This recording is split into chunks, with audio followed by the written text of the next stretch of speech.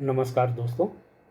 आज पुनः आपके सामने ये वीडियो लेकर के प्रस्तुत हुए हैं और आज हम तर्कों के आधार पर ये जानने की कोशिश करेंगे कि पाप और पुण्य हैं या नहीं हैं।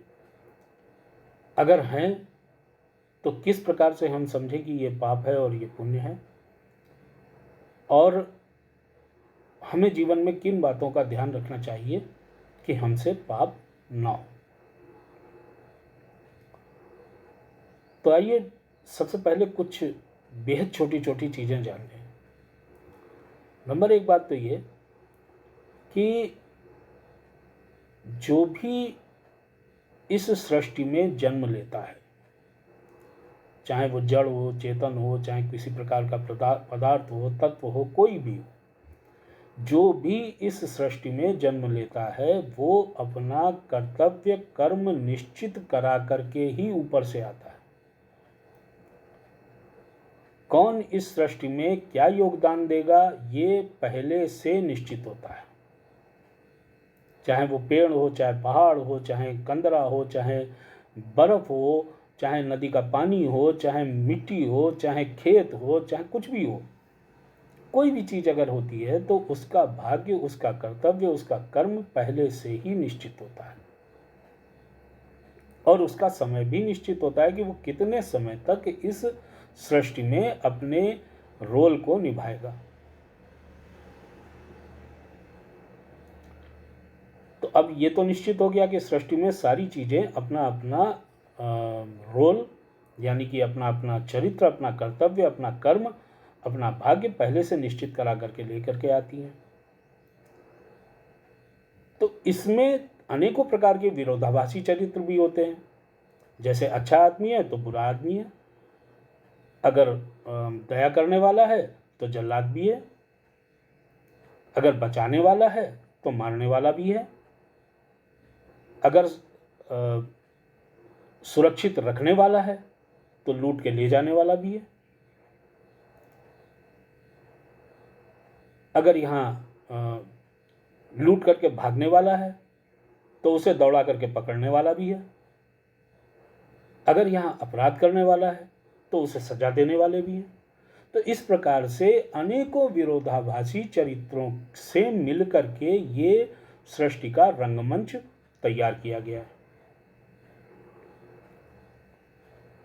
अब कोई एक फिल्म जब बनती है, एक चलचित्र जब बनता है, तो उसमें जो एक्स्ट्राज होते हैं या जो कोई उसमें अगर कोई चोर का किरदार निभा रहा है, उसमें अगर कोई डाकू का किरदार निभा रहा है, तो ये तो कहानीकार की बात है ना। ये तो कहानीकार ने ये लिखा है कि ये व्यक्ति, या जो डायरेक्शन दे रहा है या जो डायरेक्ट कर रहा है उसने ये लिखा है कि ये व्यक्ति डाकू का किरदार निभाएगा, ये व्यक्ति चोर का निभाएगा, ये पुलिस का निभाएगा, ये मार करके भागेगा, और ये पुलिस का किरदार निभा रहा व्यक्ति इसको दौड़ा करके गोली मार देगा।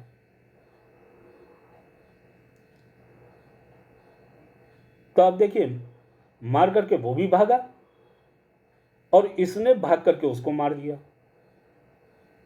मतलब हत्यारा मार करके भागा और पुलिस वाले ने भाग करके उसको दौड़ा करके हत्यारे को मार दिया। मारा दोनों ने, जान दोनों लोगों ने ली, लेकिन एक को मेडल मिला और दूसरे को बहुत ही घृणा की दृष्टि से देखा गया कि कैसा दुष्ट था, हत्या करके भाग रहा था। जबकि कर्म दोनों ने एक ही किया, उसने भी जान ली, उसने भी जान ली। एक ही प्रकार के कर्म पर दो प्रकार की प्रतिक्रिया, यही पाप और पुण्य बनती है। कर्म चाहे जैसा भी क्यों ना हो, किंतु अगर वो आपके किरदार की डिमांड नहीं है, अगर वो आपके चरित्र की डिमांड नहीं है, तो वो पाप है। और अगर वो आपके चरित्र की डिमांड है तो वो पाप नहीं है। फिर वो सामाजिक रूप से अपराध हो सकता है, किंतु ईश्वरीय रूप से पाप नहीं है। दो प्रकार के अपराध होते हैं, एक ईश्वरीय अपराध, एक सामाजिक अपराध। सामाजिक अपराध का दंड यही भुगत के जाना पड़ता है। और कभी कभी ऐसा भी होता है कि बहुत सारे शातिर ऐसे होते हैं कि जो बहुत सारे सामाजिक अपराध करते हैं लेकिन फिर भी बच जाते हैं। किंतु ईश्वरीय अपराध ऐसा नहीं होता। ईश्वरीय अपराध का दंड तुम्हें भुगतना ही पड़ेगा, भले ही तुम सामाजिक अपराध के दंड को भुगतने से बच जाओ, तुम्हें ईश्वरीय अपराध के अगर तुम उत्तरदायी हो तो तुम्हें भुगतना ही पड़ेगा। वो चाहे यहां भुगतो चाहे दूसरे लोक में जाकर के भुगतो। अब ये भी आपको साबित करेंगे कि दूसरा लोक है कि नहीं है। सुनते तो चले आ रहे हैं कि स्वर्ग लोक, नर्क लोक आदि आदि अनेकों प्रकार के लोक हैं कि नहीं हैं, इस पर भी किसी दिन चर्चा करेंगे और आपको तर्कों से ये समझाने की कोशिश करेंगे कि ईश्वर ने कितनी प्रकार की व्यवस्थाएं बनाई। खैर वो सब आगे की बातें हैं, उनका अभी इस उससे कोई लेना देना नहीं। तो अगर हम बहुत ही साधारण शब्दों में अगर इस बात को समझने की कोशिश करें तो साधारण शब्दों में ये समझ लीजिए कि आपको ईश्वर जो जिम्मेदारी देता है उसे ईमानदारी से निभाना आपका कर्तव्य है, और उस जिम्मेदारी से मिलने वाले प्रतिफल जो कि माया के रूप में होता है, धन के रूप में होता है, यश के रूप में होता है, ये दोनों चीज़ों का उपयोग आप यदि अपनी आवश्यकताओं को पूर्ण करने के लिए करते हैं तो ये कोई अपराध नहीं है, ये कोई पाप नहीं है। चाहे आपका कर्म, आपका किरदार चाहे कैसा भी क्यों ना हो, आप चाहे यहाँ कुछ भी करने के लिए क्यों ना आए हों, आपकी जीविका का साधन चाहे कुछ भी क्यों ना हो, किंतु अगर वो जीविका का साधन आपकी और आपकी जिम्मेदारियों को पूरा करने के काम आता है तो वो पाप नहीं है। किंतु जैसे ही चाहे आप अच्छे कार्य कर रहे हों, चाहे आप बुरे चरित्र को निभा रहे हों, जैसे ही आप उससे मिलने वाले प्रतिफल की वृद्धि के लिए अपने कर्तव्यों की अवहेलना करके कुमार्ग से जाकर के आप उसे प्राप्त करने की कोशिश करते हैं या उसका कोई गलत दुरुपयोग करने लग जाते हैं अपने कर्तव्य, अपने पद, अपनी प्रतिष्ठा, अपने किरदार का, तो ये पाप की श्रेणी में आ जाता है और ये ईश्वरीय अपराध बन जाता है। सामाजिक अपराध तो होता ही है।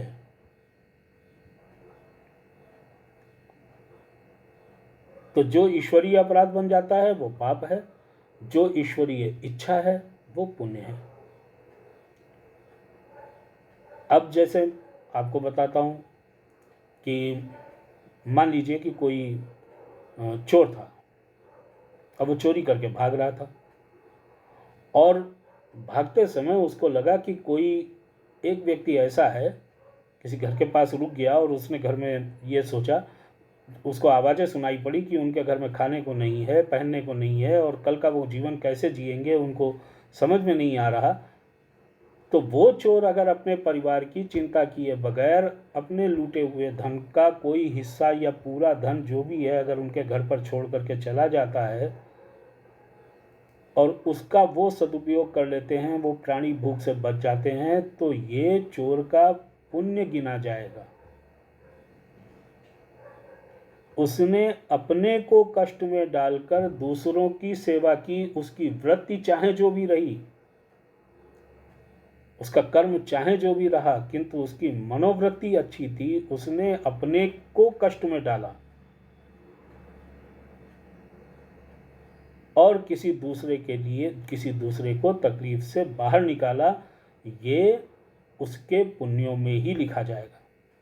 भले ही सांसारिक अपराधी है, वो चुरा करके लेके आया, वो लाख कहे दरोगा जिसे कि साहब वो रो रहे थे, वो चिल्ला रहे थे, हम उनको डाले आप पैसे, तो हो सकता है कि दरोगा जी उसको इस पुण्य के एवज में ये कर दे कि 2 लाठी इसको कम मारो, लेकिन चालान तो उसका कटेगा ही कटेगा, जाएगा तो है ही है जेल।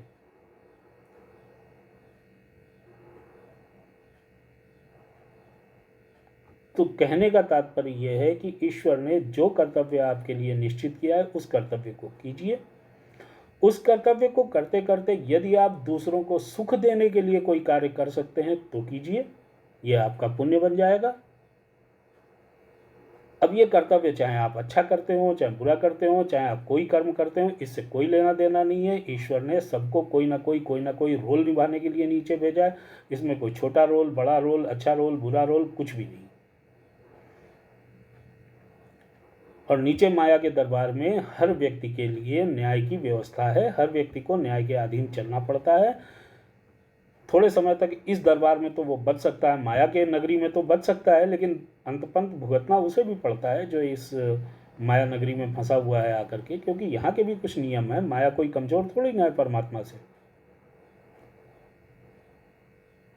तो कहने का तात्पर्य यह है कि जब भी कोई कर्म कर, आप चाहे जो रोल निभा रहे हो, चाहे आपको ईश्वर ने कुछ भी करने के लिए भेजा हो, आपके कोई भी कर्म हो, आपके कोई भी कर्तव्य हो, आपकी कोई भी जिम्मेदारियां हो, अगर आप उन सब के साथ किसी भी व्यक्ति के सुख के लिए कुछ करते हैं तो ये आपका पुण्य है। और अगर आप अपने कर्म करते करते, अपने कर्तव्य निभाते निभाते दूसरों को दुख देने, तकलीफ देने का कार्य करते हैं, अनावश्यक रूप से दूसरे आपसे पीड़ित होते हैं, तो ये आपका पाप है।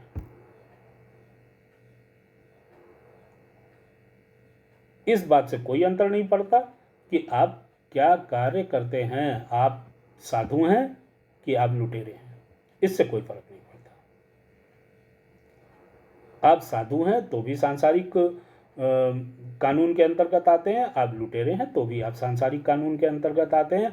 आप जो इस संसार के अंदर कर्म करेंगे उसी के आधार पर आपको सांसारिक मर्यादाएं और सांसारिक कानून आप पर लागू होंगे। तो इससे कोई फ़र्क नहीं पड़ता कि आप क्या करते हैं क्या नहीं करते, इससे कोई मतलब नहीं पड़ता। लेकिन जो आप करते हैं उसके साथ साथ जब आप दूसरों को सुख देने की नीयत से कोई कार्य करते हैं तो ये पुण्य बनता है। और जब आप दूसरों को दुख देने की नीयत से कोई कार्य करते हैं, दूसरों का शोषण करते हैं, तो ये आपका पाप बन जाता है। तो आशा है आप लोगों को समझ में आया होगा। और अगली बार हम लोग तर्कों के आधार पर यह समझने की कोशिश करेंगे कि आत्मा, बड़ा नाम सुनते हैं आत्मा, इसका इस संसार में क्या रोल है, आत्मा का कार्य क्या है। शरीर का तो कार्य दिखाई देता है, किंतु इसमें छिपी हुई आत्मा का कार्य क्या है, ये जानने की कोशिश करेंगे, इस पर चर्चा करेंगे। तो अभी फिर से बता देते हैं, आपका चाहे जो भी कर्तव्य हो, आप सांसारिक रूप से चाहे जिस पद के, प्रतिष्ठा के और चाहे जिस प्रकार के कार्य को करने के लिए हकदार हो, कार्य को करने के लिए बाध्य हो, किंतु यदि आप उस कार्य को करते करते दूसरों के सुख के लिए कोई कार्य करते हैं तो आप पुण्य के हकदार हैं, आपको पुण्य प्राप्त होगा। यदि आप दूसरों को, अपने कार्यों को करते करते दूसरों का शोषण करते हैं, दूसरों को पीड़ा देते हैं, दूसरों को तकलीफ देते हैं, तो भले ही उसे कोई देखे या न देखे, आप पाप के हकदार ही होंगे। आप ईश्वरीय विधान का उल्लंघन करते हैं और ईश्वरीय दंड के भी आपको सहना पड़ेगा। आपको अंत में ईश्वरीय दंड का भागीदार बनना पड़ेगा। तो आशा है समझे होंगे आप सब लोग। और अगले वीडियो तक के लिए प्रणाम, नमस्कार।